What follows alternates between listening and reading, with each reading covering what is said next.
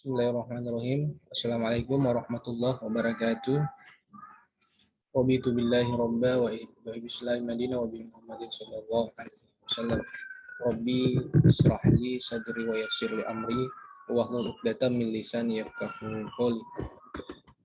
Puji syukur senantiasa kita panjatkan kepada Allah Subhanahu wa taala, di mana pada kesempatan kali ini kita masih dipertemukan dalam suasana daring dalam perkuliahan mata kuliah filsafat hukum di pertemuan ke-9 di materi ke-8 ya.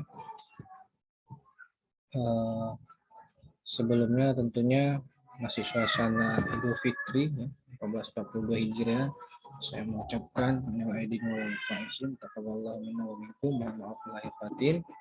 Semoga kita semua termasuk golongan hamba Allah yang selalu bertakwa dan beriman, selalu menjaga iman dan menjauh segala orang. Kemudian selanjutnya ya kita akan membahas materi ke-8 di pertemuan ke-9 ini, karena pertemuannya sudah 9. Pertemuan 8 itu UTS-nya kemarin sudah dilaksanakan, sekarang pertemuan 9 tapi di materi 8 ya.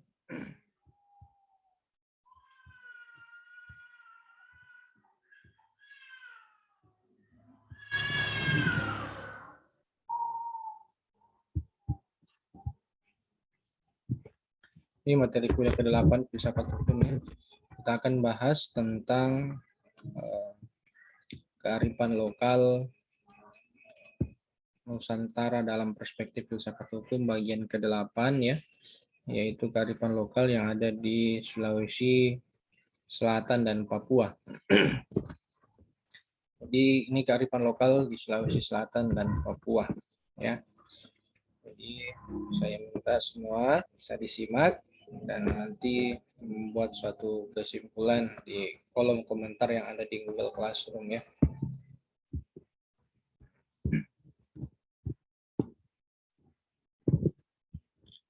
Jadi ini ya, dalam disiplin ilmu antropologi hukum ada dikenal istilah local genius. Istilah ini diperkenalkan pertama kali oleh seorang antropolog, yaitu Portrait Wallace. Kemudian local genius ini adalah juga cultural identity atau identitas kepribadian bangsa, membuat bangsa tersebut mampu menyerap dan mengolah kebudayaan asing sesuai watak dan kemampuan sendiri. Dalam Haryanti Subadio dalam Anthropology ya, pada bukunya 1986 halaman 18-19. Kemudian kita lihat bersama-sama itu ciri-ciri lokal genius ya. Ada mampu bertahan terhadap budaya luar, ini sering terulang terus di beberapa materi yang lalu. Kemudian mampu mengakomodasi unsur-unsur budaya luar, kemudian mampu mengintegrasikan unsur-unsur budaya luar ke dalam budaya asli kita sendiri yang ada di Indonesia. Kemudian mampu memberi arah pada perkembangan budaya.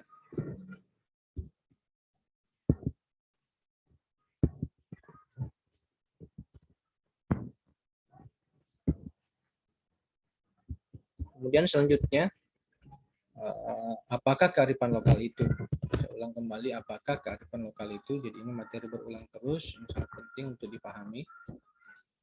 Jadi kearifan lokal atau local genius adalah merupakan tata nilai atau pandangan hidup, kebijaksanaan, kearifan atau kebaikan setempat atau lokal bernilai baik yang tertanam dan diikuti oleh anggota masyarakat tersebut di wilayahnya. Sebagai bangsa yang besar, tentunya Indonesia banyak memiliki kearifan lokal yang tersebar dari Sumatera hingga Papua, dari Miangas sampai Pulau Rote, dari Sabang sampai Merauke ya. Ini kita mempunyai banyak sekali kearifan lokal. Kemudian ada hubungan antara filsafat hukum dan kearifan lokal ya. Jadi di sini bisa kita lihat ya, ada sumber-sumber pembentukan hukum ya, Jadi ini hukum adat itu masuk di kategori kedua dari pembentukan sumber-sumber hukum yang ada di Indonesia. Jadi kearifan lokal ini mempunyai suatu kontribusi ya dalam pembentukan suatu perundang-undangan yang ada di Indonesia. Yang pertama ini sumber-sumber pembentukan hukum ada undang-undang, kemudian kebiasaan-kebiasaan inilah yang termasuk dalam hukum adat, custom law ya. Nah, itu kearifan lokal yang bersumber dari masyarakat setempat sebagaimana aktivitas-aktivitas dan kebiasaan tertentu itu menjadi suatu dasar pertimbangan untuk membuat suatu aturan yang berlaku di Indonesia. Kemudian ada perjanjian internasional, kemudian ada jurisprudensi, ada dokter dan hukum agama. Keenam hal ini adalah hal-hal sumber-sumber pembentukan hukum yang ada di Indonesia. Kemudian kearifan di Sulawesi Selatan. Ya. Kita lihat bersama-sama. Kita mengangkatkan di Sulawesi Selatan ya. Ini ada konsep tata pemerintahan yang baik atau good governance. Kemudian ada yang kedua, konsep demokrasi, ada konsep bawaan hati yang bersih. Jadi ini kearifan lokal atau lokal jenis di Sulawesi Selatan tidak terlepas dari tiga aspek ini ya, konsep tata pemerintahan yang baik, konsep demokrasi, konsep bawaan hati yang bersih. Yang pertama ya, jadi konsep tata kelola pemerintahan yang baik atau good governance ya, jauh sebelum istilah good governance mulai dipopulerkan sekitar tahun 1991 dalam sebuah resolusi The Council of the European Community yang membahas HAM, hak asasi manusia atau human right, demokrasi dan pembangunan ya. Kearifan lokal masyarakat Bugis sudah sejak lama mengenal konsep tata kelola pemerintahan yang baik atau good governance. Kita bisa melihat ada istilah good governance yang pertama itu UNDP ya. Tata pemerintahan yang baik, pengelolaan pemerintahan yang baik dan LAN bertanggung jawab ya. Ini dalam berbagai kepustakaan Bugis disebut ada perwujudan konsep tata kelola pemerintahan yang baik tercermin dalam kualitas para pemimpin yang menjalankan pemerintahan. Di dalam berbagai keputusannya, Bugis disebutkan perwujudan konsep tata kelola pemerintahan yang baik tercermin dalam kualitas para pemimpin yang akan menjalankan pemerintahan. Bagaimana aktivitas pemerintahannya, pemimpinnya, begitulah tercermin masyarakatnya.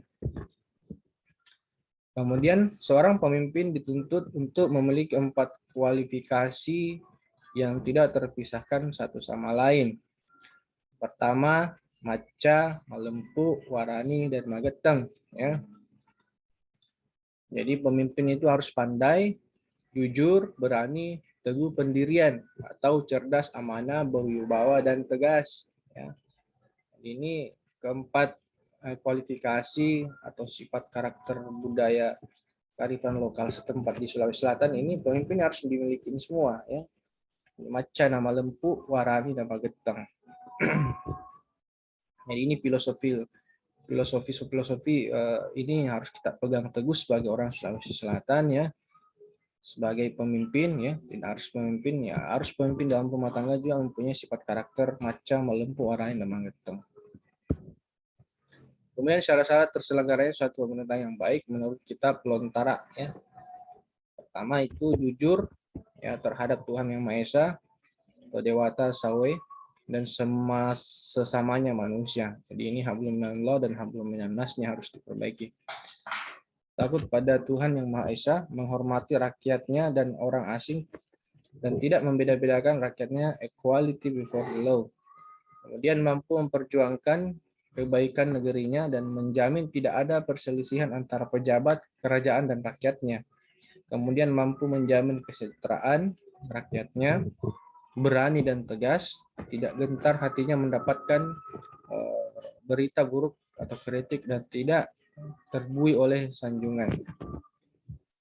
Kemudian syarat-syarat terselenggaranya satu pemerintahan yang baik selanjutnya, menurut kitab Lontara itu mampu mempersatukan rakyatnya dan kerajaan, artinya berbaur, ya, tidak ada kasta, tidak ada perbedaan satu sama lain. Kemudian selanjutnya berwibawa terhadap para pejabat kerajaan dan pembantu-pembantunya, Dan terpenting, jujur dalam segala keputusan, dalam artian bahwa adil mengambil suatu keputusan di tengah-tengah masyarakatnya. Kemudian dua, ada konsep demokrasi, ya. Konsep demokrasi dalam istilah Bugis disebut amardekangan, ya. Artinya bebas dan merdeka. Kemudian konsep amardekangan ini dalam lontara tenriwali riolona, tidak dihalangi kehendaknya. Kemudian ada tenrikai riadana, tidak dilarang mengeluarkan pendapat. Artinya demokrasi bebas mengeluarkan pendapat. Kemudian ada tenri atengi lau maniang, ya, lau manorang, lau orai, lau alu, lau riase, lau riawa. Tidak dilarang ke selatan, utara, barat, timur, ke atas, dan ke bawah. Bebas kemana-mana, tidak larang-larangan. Ini adalah konsep demokrasi di Sulawesi Selatan pada zaman dahulu dan sekarang masih dipegang teguh. Konsep berikut tentang demokrasi atau amardekangan, rusa taro arung dan ru taro ada. Rusa taro ada dan rusa taro anang. Rusa taro anang dan rusa taro tamainga. Batal ketetapan raja, tidak batal ketetapan adat. Batal ketetapan adat, tidak batal ketetapan kaum. Dan batal ketetapan kaum, tidak batal ketetapan orang banyak. Artinya bahwa kita mengutamakan asas mufakat, musyawarah, keputusan bersama. Kemudian itulah hak-hak kebebasan yang sudah dikenal sebagai nilai luhur masyarakat Sulawesi Selatan atau nilai-nilai demokrasi yang telah dikenal jauh sebelum teori demokrasi mulai dipopulerkan oleh J.J. Rousseau atau Rescoefound dan Aristoteles. Ya. Kemudian ada yang ketiga, konsep bawaan hati yang bersih. Dalam istilah Bugis, ya, konsep ini disebut hati mapacing atau hati yang bersih. Konsep ini bisa disebut juga dengan niat atau madeceng atau niat yang baik. Ya, segala sesuatu tergantung daripada niat, atau nawa-nawa madeceng atau pikiran yang baik sebagai lawan dari niat maja atau nawa-nawa masalah, yang artinya niat buruk atau pikiran yang salah. Kemudian dalam aksara lontara disebut dua kuala sapo ungana panasai sibawa belo kanukue. Dua hal yang kujadikan pagar diri, yaitu bunga nangka dan hiasan kuku. Ini secara semiotik, bunga nangka menjadi simbol lempu yang berasosiasi dengan kata jujur. Jadi buah nangka itu dilambangkan dengan buah kejujuran, sedangkan hiasan kuku dalam bahasa Bugis disebut paci atau disebut juga pacing, yang artinya dengan kata bersih. Ini semiotik atau bunga nangka secara semiotiknya. Kemudian kearifan lokal di Papua, ya. Jadi Papua memiliki kurang lebih 310 suku yang masing-masing memiliki hukum adat sendiri dan menjadi kearifan lokal setempat itu di Papua, ya, bukan secara keseluruhan yang ada di Indonesia. Ini baru Papua memiliki kurang lebih 310 suku yang masing-masing memiliki hukum adat sendiri dan menjadi kearifan lokal setempat. Sering disaksikan, ya, aneka pertikaian yang terjadi di Papua yang sangat mengerikan, ya, perang suku yang disebabkan oleh beberapa faktor. Ya, ada pertama, membawa lari wanita dari suku lain, kemudian perkelahian antara suku, memasuki wilayah suku lain, dan mengambil hasil-hasil alam di kuasai suku lain. Kemudian ada beberapa penyelesaian sengketa yang ada di Papua. Ya, contohnya misalnya melakukan perundingan antara kepala suku yang bertikai, kemudian membayar sejumlah denda berupa uang dan ternak, ya, misalnya ternak babi kalau yang bagi non-muslim. Ya. Kemudian mengadakan ritual berupa upacara adat sebagai simbol perdamaian, kemudian melakukan pembauran antara suku melalui hubungan perkawinan. Itulah penjelasan terkait materi filsafat hukum, ya, terkait dengan kearifan lokal Nusantara dalam perspektif filsafat hukum bagian ke-8, ya, tentang kearifan lokal yang ada di Sulawesi Selatan dan Papua. Semoga bisa disimak, ya, dipahami. Silakan dibuatkan komentar atau kesimpulan di kolom komentar di Google Classroom, ya. Jangan lupa absensi dilaksanakan, ya, absensinya di Google Classroom. menandakan Anda mengikuti perkuliahan pada hari ini. Sekian, terima kasih atas perhatiannya. Mohon maaf atas segala kekurangannya. Sekali lagi, mohon maaf lahir batin. Taqabbalallahu minna wa minkum. Jangan lupa untuk menamatkan surat-surat pendek di juz ke-30. Sekian, billahi taufiq wal hidayah. Assalamualaikum warahmatullahi wabarakatuh.